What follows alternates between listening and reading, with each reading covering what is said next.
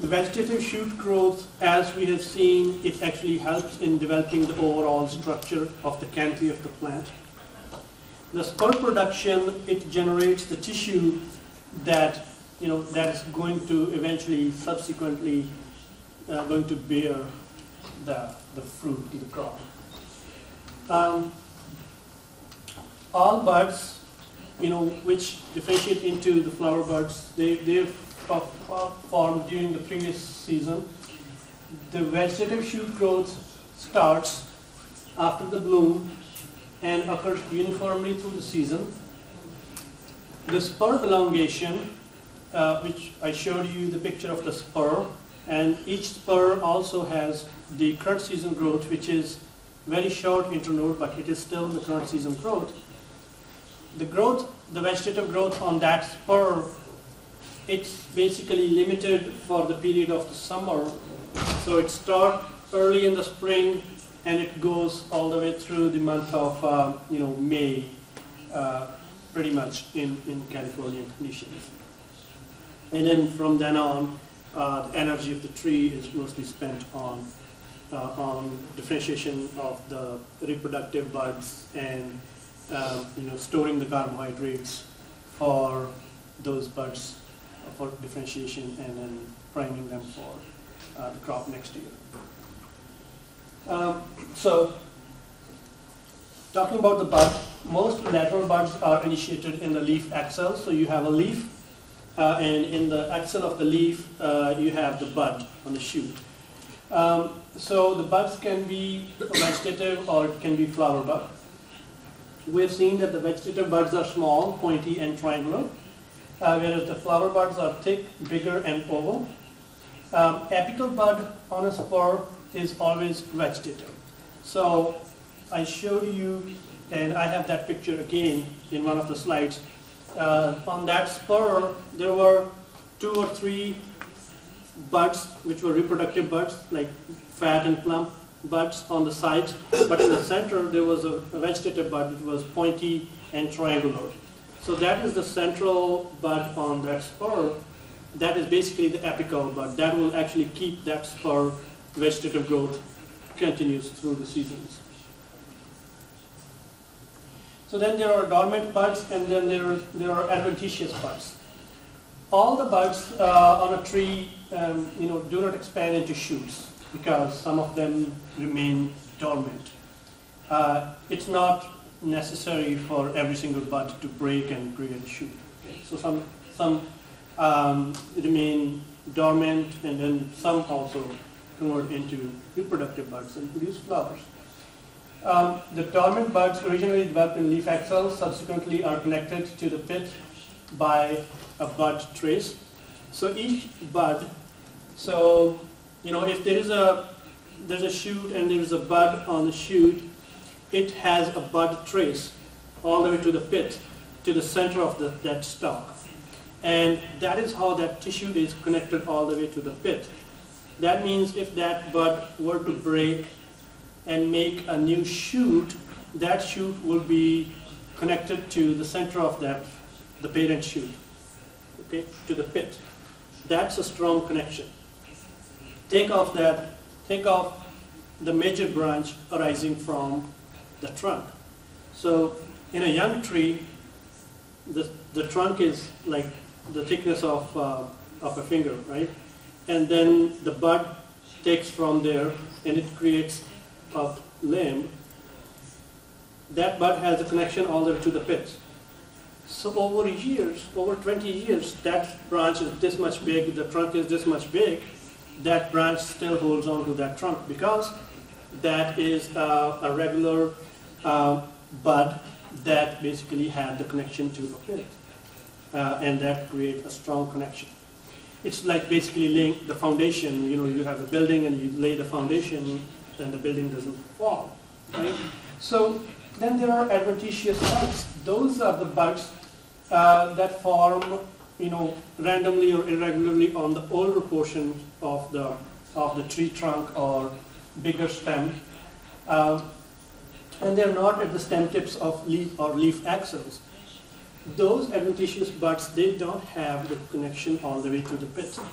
Okay, So basically, they don't have, they form on the root or stem, and adventitious buds can break and give rise to any limbs, but they are not connected to the pith. So if there is any growth arising from the adventitious buds, it is going to have a very weak connection. So it will not form a strong branch because they don't have that connection. So this is an example from a deciduous plant. This is not an almond branch, but still an example of how the bud is, and this is the bud scale. The scales are, they cover the bud to protect the buds from harsh weather, and eventually the bud scales will fall, and the buds will break, and they will produce the shoot. So this is a lateral bud, and this is a leaf scar. So this lateral bud was in the axil of the leaf. So this is a lateral bud that will also eventually break to give rise to the lateral shoot. Each bud contains a compressed shoot with nodes and very short internodes. As the bud expands, it does so by elongation of the internodes and expansion of the primordial leaves. Now, if you were to cut the bud and look at it under the microscope, each bud has basically, I'm talking about the vegetative bud, each bud has, the tiny internodes or tiny leaf primordia in it. So basically, it's already written in the previous year that it forms, it already has the growth that is basically going to grow next year. So it's already written in that bud at the tiny micro level.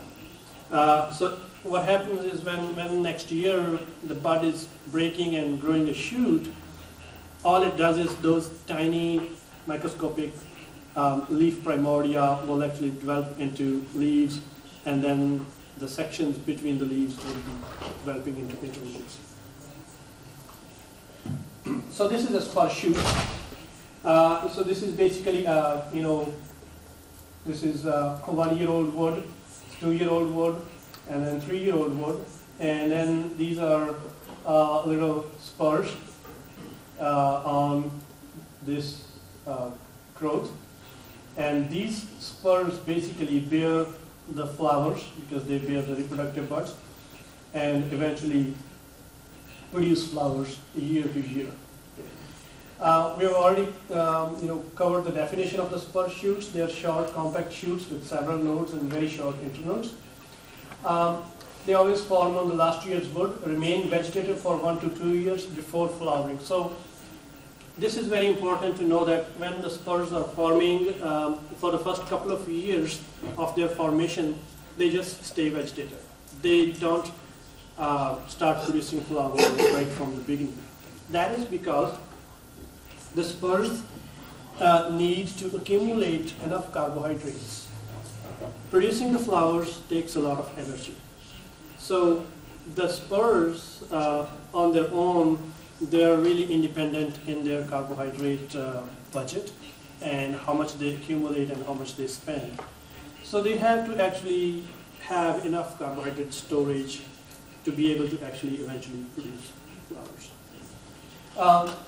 Then, once the spurs get produced and they stay 1 to 2 years as vegetative before doing any of these, there can be 3 different fates of a spur.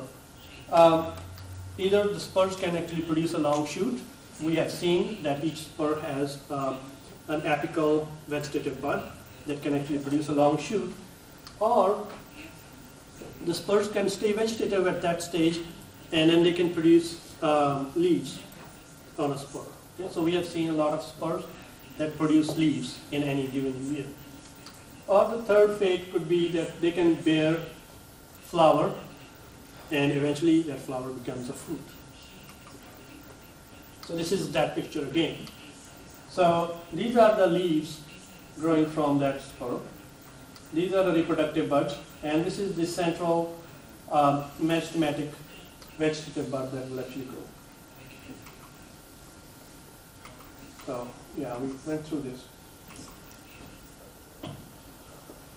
So some really important or fascinating research work that I gathered from California, University of California Research, is in case of almonds, and this is applicable to the cultivars that we are growing in California. Most commonly Nonpareil, Monterey, Wood Colony, and the popular industry standard cultivars in California. That 80% of the crop on those cultivars on the trees is on the spurs in a typical given year. But in any year, only 15 to 20% of the total spurs are bearing fruit.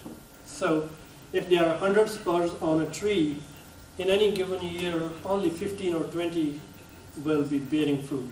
The rest of the spurs will be resting and not producing in that particular year. So each spur bears fruit after a few years and remain vegetative in between. The spurs rest and rejuvenate based on localized carbon supply. Life of the spur is dependent on light availability around that spur, and under prolonged shading, the spurs will die. Now what that means for the young tree growth, because eventually I cannot talk about the vegetative growth only without talking about the spur growth, because they are interconnected. So let's go back to the vegetative growth, because for the young tree, it's really important to have that tree flourish vegetatively to produce the branches and form a nice tree structure. So the young trees need to produce vegetative shoots. That is the goal for the early development. Those shoots will bear spurs eventually, and those spurs will remain vegetative for first couple of years before they flower. So it will take a few years before the spur population is sustained in a tree. So when you have a really young tree developing into the tree's shape and form, it's really important to enhance the vegetative growth and to keep that vegetative growth. So if you are coming in every year and clipping a lot of growth, vegetative growth, to enhance new growth every single year, it's important to select the primary branches and the secondaries and the tertiaries. But it is also important to maintain what we had in year one and what we had in year two, selectively heading or trimming off some of the growth, but also to maintain some of the vegetative growth which is going to eventually bear fruit. So when we commonly walk in an orchard talking about, when we have a researcher friend over and we talk about young trees and what to keep and what to prune out, the experts, they will always tell that, okay, you're not, you're creating a structure, but you're not focusing on just making the skeleton. You are maintaining some of the fruit wood that will actually give you early fruit. So you're selecting the strong primaries, you're selecting the strong secondaries, but then there are some, some branches, some primaries that are there in the second year. They've been already 2 years old, and then there are secondaries, they're already 1 year old. So it's really important to maintain those vegetative branches on the tree and not chop off every single branch that you see and just leave the skeleton, because it's really important for the early production to have some vegetative growth that will eventually bear fruit early on, and that will give you some fruit wood early on. So that's really important. Because each spur again needs a couple of years to store fruit, to store enough carbohydrates to bear fruit. So this is, that was the slide that we already discussed. Now the things that will affect the shoot growth. We already discussed the temperature, water, nutrient availability, position in the canopy, crop load. The heavy crop 1 year will create more stress on carbohydrate budget, so the shoot growth will be slow in that year.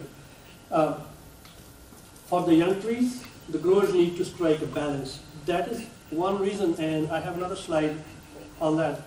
That's one reason we don't try to push those trees for early cropping. So in California, in a traditional system, the general rule of thumb is to, have some crop in third year, and then the fourth year you will bring in full load of bees and want to have good crop. Some people, they want to get high crop early on, so they bring in full beehives in year 3. So sometimes what happens is, in the third year, in a conventional training system, your tree is still weak. Your branches have not firmed up. So you are actually bringing in bees to set more crop. Now in the third year, you're actually demanding too much from that tree. So you set a heavy crop. Now you get into a question of how much to irrigate and how much nutrients to put, because it's really the first year and you don't know how much crop you will have. So you don't really know how much nitrogen you need to put in, right? And then whatever nutrition and water program you have, you are going to channelize a lot of those carbohydrates into the crop that you're getting. So you're basically harming the vegetative growth potential that the tree needs to have. So it's really a balance to strike and a decision to make on how soon you can push the tree to get an early crop. So really the point that I'm trying to make is, the take-home message is, in the early years, in the formative years, it's really important to encourage vegetative growth, encourage those branches to stay on the tree, and eventually develop that spur system, because that will take 2 to 3 years to actually start bearing flowers. This is some research from peach, which is very applicable to almonds as well. It shows how crop load affects, crop load and water stress affects the stem growth. And just to sum it up in a single sentence, that if you have heavy crop on the tree and you also have water stress, your tree's carbohydrate making capability is low, and the demand for the crop is high. So what is getting compromised? Your vegetative growth. So in this case, your shoot growth will be definitely slow. So these are the stress factors that really determine the rate of growth in terms of vegetative growth. Again, this is a paper from nectarines, deficit irrigation in nectarines. This also shows that deficit irrigation definitely reduces the shoot growth. So this is basically, going back to the basics. You have a leaf and you have a lateral bud in the leaf axil, and you have the alternating spiral pattern that we talked about this morning. So that's the arrangement in the shoot organization in general, in almonds and also in some other similar crops. Now this is another good example of how almonds or one crop behaves differently from the others. In case of almonds, the spur fruit set is negatively correlated with spur leaf area. What that means is, when in any given spur, when you have a higher fruit set, you will have the lower leaf area on that spur.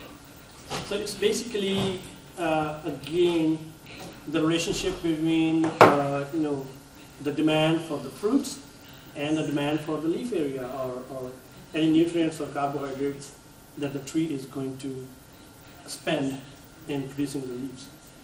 Now, this is an interesting relationship, and I don't have that slide, which contrasts it with apples. In case of almonds, the flowers come first. So the tree doesn't have any leaves, and the flowers are the first one to come in. So the flowers then set fruit, and then at that time, the leaves are coming out. So the tree's priority becomes to first flower and then to set the fruit and then nurture that fruit. So on those spurs that are bearing, the tree's energy is getting spent on the fruit setting and nurturing that fruit. So the spur leaf area gets decreased. So that's an inverse relationship in case of almonds. Apples, it's a different story. Because in the case of apples, you have the leaves first, and the leaves are already making the food, doing photosynthesis before the flowers come in. So that's a different relationship. The more number of leaves each spur has around it, the more fruits that will be, because now there are more feeding leaves, right? So let's actually go. I mean, we already talked about apical dominance. So I have that interesting relationship that I was explaining. I have in the reproductive growth, where there is a recent research through the University of California researchers, where they have studied the spur dynamics and how the spur growth is dependent on the spur leaf area. So we will actually go through that tomorrow, first thing in the morning. But let's talk about this branch anatomy. Most of the sugars in a branch, they travel only to the nearest sink. So just like the spurs, like the branches, they are autonomous in how they behave. The trees fairly independently manage their different section of the tree. Okay? So you have the spur and the leaves around it. Those leaves will photosynthesize, make food, and enrich that spur. In the same way, at a branch level, the leaves make sugar, and those sugars will translocate to the nearest branch. So all those photosynthetes that the tree makes, they mostly go to the shoot tip and for elongation. Okay? So the branches when start, they grow and then they grow further. So they have to maintain the leaf growth and they have to allocate the carbohydrate for further growth. So that's the reason the branches are tapered. So a branch will be thicker in its origin and then it will taper, right? Because the energy for that growth, for that branch, is not coming from the other parts of the tree. It's actually coming from its own leaves around it. And it's not 100% like, all the leaves that are producing that food, they're not allocating 100% of that energy just to food growth. So basically, when it's this much thick branch, and then it's growing further and further and further, because it has limited resources around it, it actually, becomes thinner and thinner. So that's why the branches are basically tapered. So this way, the branch anatomy, and then the apical dominance. We talked about apical dominance is basically the apex, the apical meristem that keeps on growing as a stem for elongation. It is dominant in nature in many trees. Pistachios is a very good example. So what that means is that apical meristem, when it is present, it's dominating over the lateral buds. So when the apex is present, when the tip is present, the side shoots are suppressed, so they don't break. As soon as you cut that apical portion, the side shoots emerge because that dominance is released, that dormancy is released. So that is one point that I wanted to make before we get into the discussion on heading cuts and pruning responses, because that single effect of apical dominance with the presence or absence of the apical portion, that has a great bearing on the tree's response. So, if you make a heading cut, your dormancy of the lateral buds is released, and you have a lot of lateral growth.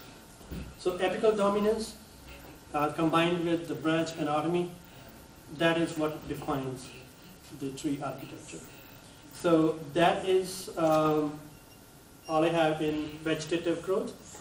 We will resume from here talking about the spur growth and the relationship of spur with the leaf area on each spur and how they correlate with each other. And then we will resume tomorrow morning with the discussion on pruning and trimming responses. With that, I think we can spend a few minutes on question and answers before we adjourn. Okay, thank you.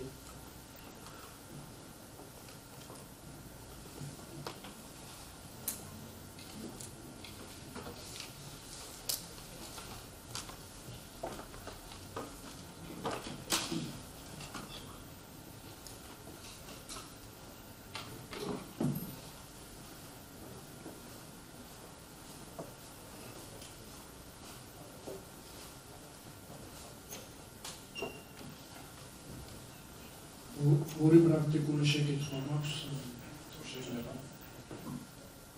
როგორც ჩვენთან საქართველოში ყვავილობას იწყებს მაგაზინში და შეგვიძლია აღნიშნოს აგრონომისტის არის ინტენსიური ტრენინგი და ბალახი წამოსული. შეიძლება თუ არა გერბიციდის ხმარება ამ პერიოდში ყვავილობის პერიოდში და ხუთკარზე როგორ მოქმედებს იგივე გერბიციდის ხმარება. აი ეს არის შემიძლია. Okay. All right. So, yeah, so herbicides and, in California, they don't use herbicides, during the period because that's really. Oh, okay, so. Okay. So, so your question is very specific to Georgia conditions because it's very late in season where you have a lot of growth. In California, we practically don't have that situation because, they have, if they have the cover crops or weeds, they just mow the weeds down to a minimum. So they don't have the weeds or weeds growing high, so they don't have to use herbicides. So I'll have to look up the direct effect of herbicides on the bees. In California, it's not a usual practice to apply any herbicides on the vegetation to kill the weeds at that time. The usual practice is basically we mow the grass or any weeds or any cover crop to a minimum, and that actually gets us through late dormant and bloom period. And then once the bloom is over,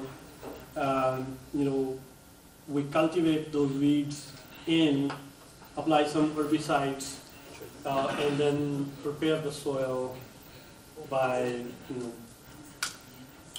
first disking it in and then leveling it off for the harvest. So herbicide applications basically come in. ანუ herbicides მაინც იყენებთ, ხო, უფრო გვიან სტადიაში იყენებთ herbicides. Okay. Please, sorry. უფრო გვიან სტადიაში იყენებთ herbicides. Yes, we do. წამლობა ხო მაინც უნდა ჩატარდეს მაგ პერიოდში და წამლები არ მოქმედებს ამ ინსექტიციდები.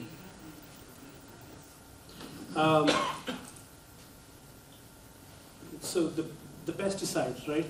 So, okay. Now, there is an important recommendation that the University of California does, and there has been a lot of research and a lot of public outcry, and with the bee collapse and bee death, and especially the neonicotinoid chemistries of pesticides during the bloom time. And in the past, there have been some practices of, set aside the herbicides, but there were some neonicotinoid sprays. People would mix those sprays with fungicides to actually target some other pests. So those are discouraged. So basically no pesticidal spray activity is recommended during the period that the bees are foraging, because that has a direct detrimental effect on the bees. In California or in the US in general, there have been a lot of issues surrounding bee health, and one of the major problems is the spray of those neonicotinoid chemicals that actually affect the bees. So yes, if there is any insecticidal applications before and after through that period, and the bees are foraging around, it can have negative impact on the bees. Does that answer your question? Yeah. Okay. Thank you. One question. Yes. So დამტვერიანებელზე მინდა შეგეკითხოთ თუ ვიყენებთ დროით დამტვერიანებას და რა გამოცდილებაა დროით დამტვერიანებაზე და ასევე თუ ვიყენებთ ერგებს, რომელიც ყვავილობას ამხობს დედამამალის ყვავილებს.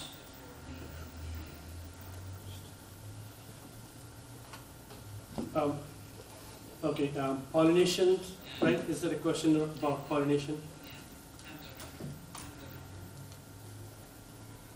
Okay. So there are a lot of advances in using the newer technology, and there have been isolated experiments about using the drone bees for pollination. It's still in the works, so I'm not seeing any commercial recommendations come yet on how we can effectively use the drone bees, but it's definitely a technology that seems promising. So I didn't understand what you mean from male and female flowers, because the prunus flower is a complete flower that has male and female parts in it. Although in the self-incompatible varieties, they use pollinizers, right? So I can also give you some detail on artificial pollination. There have been some studies, and a few of my colleagues have been involved in doing supplemental pollination. So either they use the stored pollen, or they use some other techniques to spray pollen on the crops, in addition to the bees. And I'm familiar with that study, but to give you specific details, I have to pull up the research. But I know that in some years, that supplemental pollination has really been effective.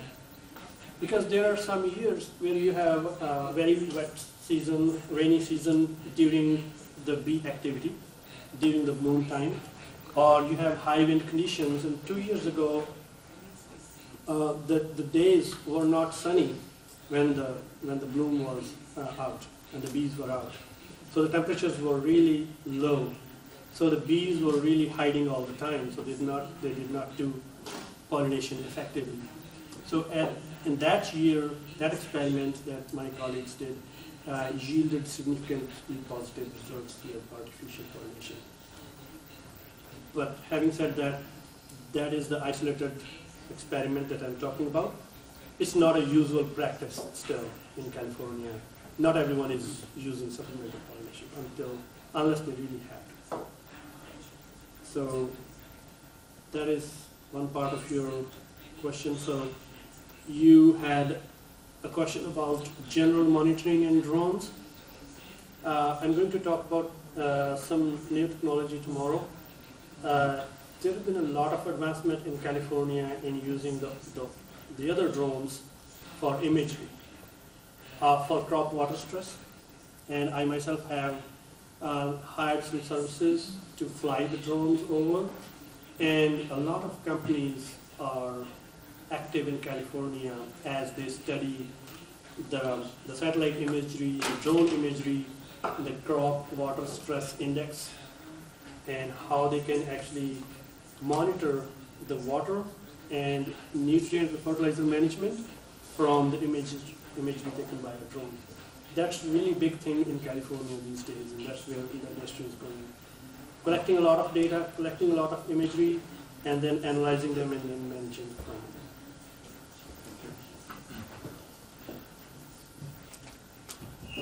It's in English. Oh, okay. My question is, first question, according to the Dormant sprayer products, if you use it and do you have some practice using the products which break the dormancy earlier little bit? And the second question is according early harvesting. Told that there is one problem. It breaks the branches because they are not enough strong. And do we have some additional problems except this? And that's it. Okay, thank you. So for the dormant sprays, you really have, in California, we lay a lot of stress during the dormant season to use some softer chemistries. Softer chemistry means like very soft chemicals which are not harming the environment, which are not harming the beneficial insects and pests. The dormant season problems consist of the smaller tiny pests, for one example, like scales or European fruit licinium, the San Jose scale, the walnut scale, and also some of the diseases during the dormant period, for example, scab, or late dormant period, for example, bacterial blast. So that's a bacterial disease.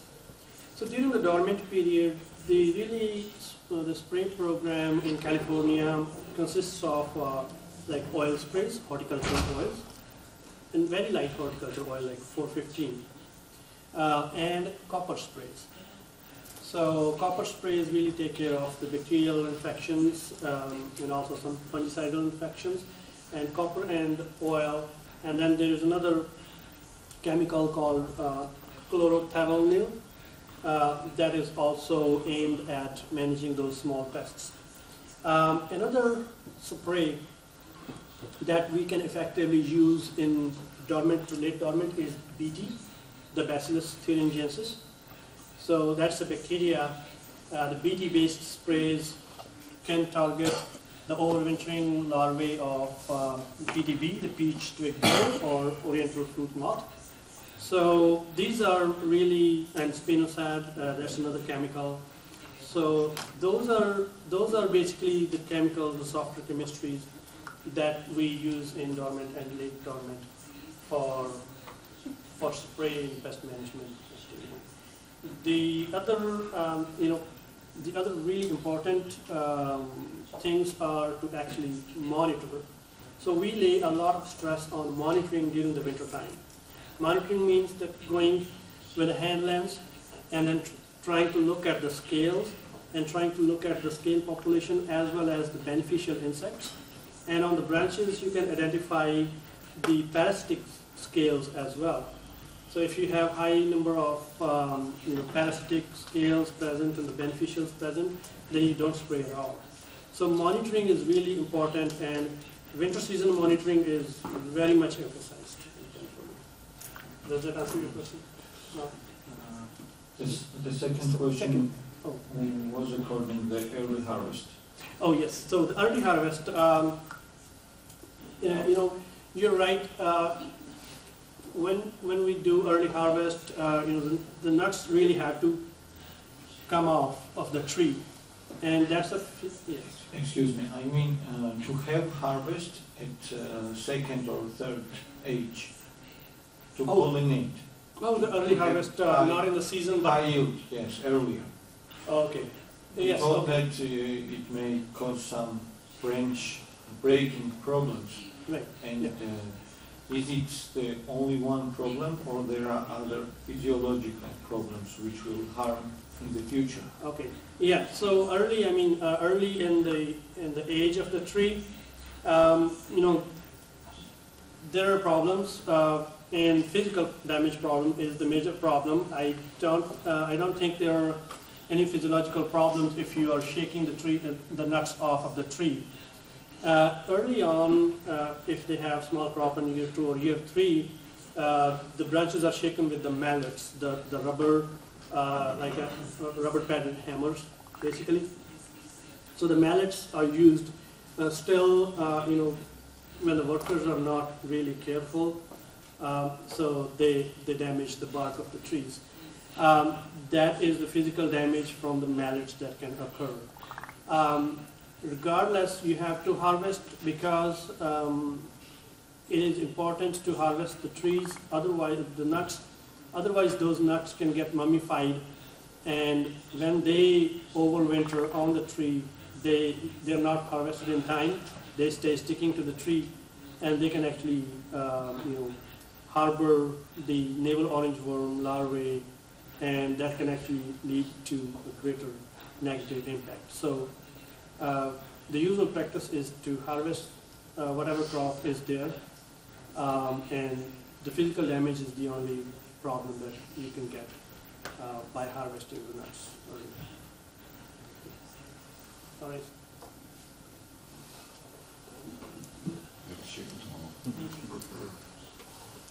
თუარი პრაქტიკაში ორი სამი წლის წელზე ნაყოფის გასვლა. მის პროვოცირებისთვის ხალხად. ყოველის გასვლა შეიძლება ნაყოფის აზროვნებას. Okay.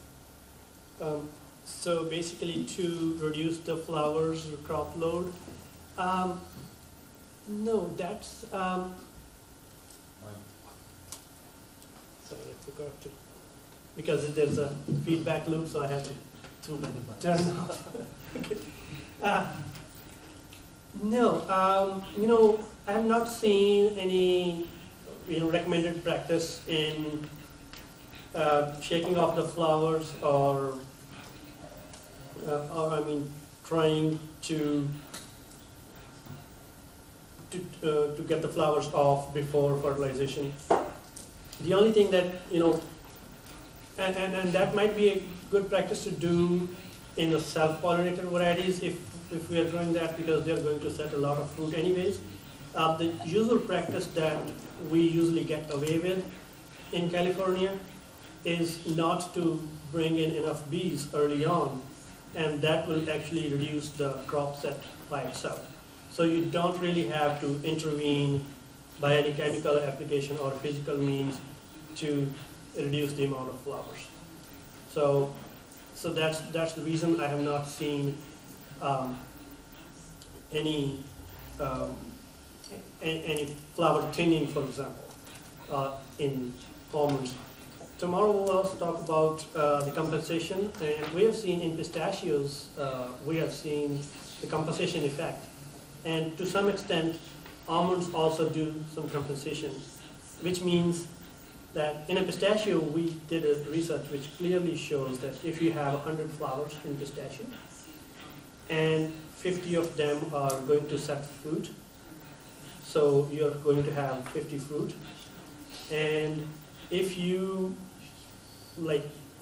eliminate 50% of the flowers, or if you only have 50 flowers on the tree has enough energy to support 50, so the crop will be the same.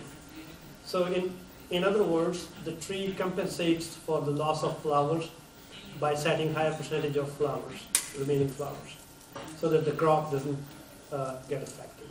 So that's the compensation effect that we have seen in pistachios. In case of almonds, I have not seen an evidence of that much of a compensatory effect, but still the trees are able to compensate to some extent. So that's the reason probably that flower thinning may not be a good idea, or I have not seen flower thinning in almonds to that extent. But it will be interesting to do a flower thinning research on almonds just like it was done in pistachios. Okay, good. Yeah.